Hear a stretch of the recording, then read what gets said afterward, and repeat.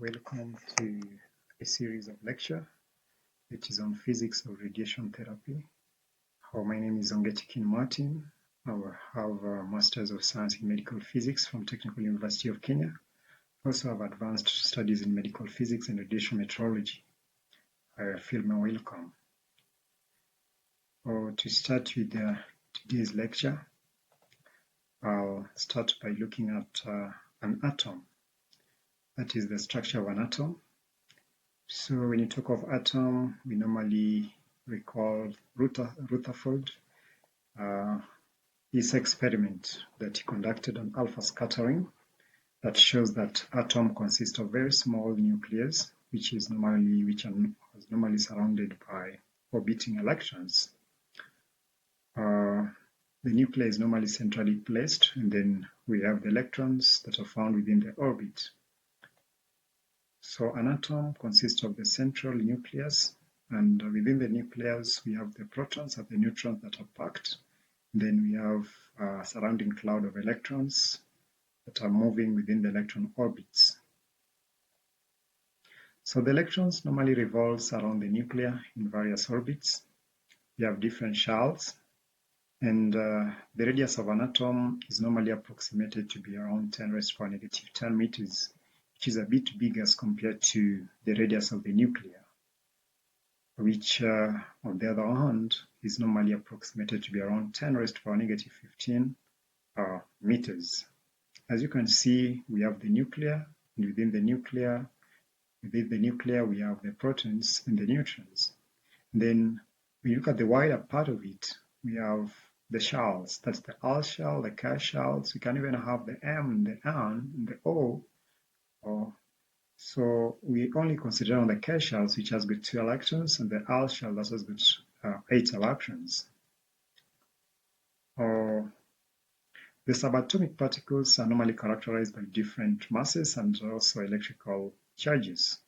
So we have the protons that has a unit positive charge.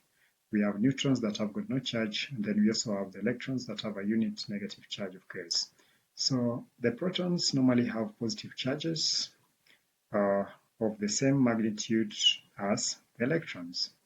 The neutrons are normally electrically neutral. As you can see here, we have the proton that is positively charged. We have the neutron that is considered to be electrically neutral. So a unit charge is always equivalent to around 1.6 times 10⁻⁻19 coulombs.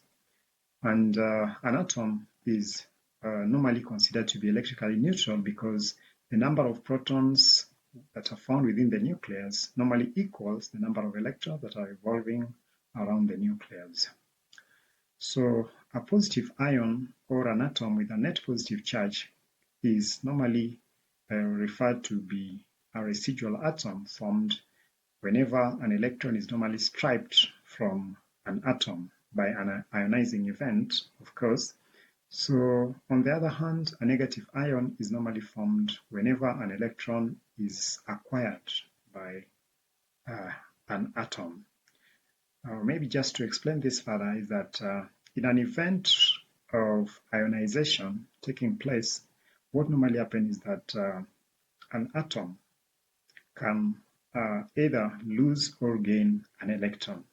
So whenever an atom loses an electron, meaning it is stripped from the atom, then the net residual atom is normally referred to as a positive ion, or rather a net positive charge.